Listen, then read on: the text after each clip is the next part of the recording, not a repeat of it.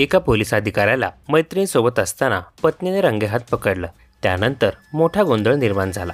पण पत्नीने संतापाच्या भरात असं काही केलं की ते ऐकून तुमचाही थरकाप उडेल।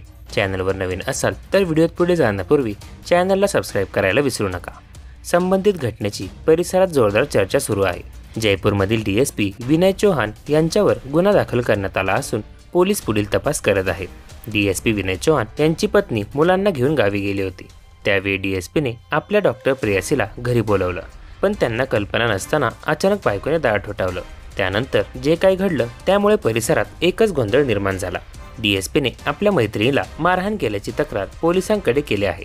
डीएसपी विनय चौहान यांच्यावर गुन्हा दाखल करण्यात आला आहे। गुन्हा दाखल झाल्यानंतर जयपूर पोलिसांनी हे प्रकरण तपासणीसाठी बस्तीमध्ये वर्ग केला आहे।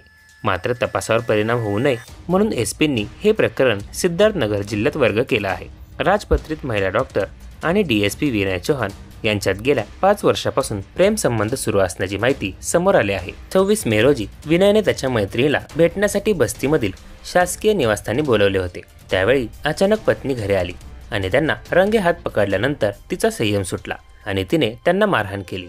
दरम्यान संबंधित प्रकरण हे हाय प्रोफाईल असल्याने डीजीपी स्तरावरून त्यावर लक्ष ठेवले जात आहे। तपासावर परिणाम होऊ नये यासाठी संपूर्ण प्रकरणाचा तपास एसपी सिद्धार्थनगर यांच्याकडे सोपवण्यात आला आहे।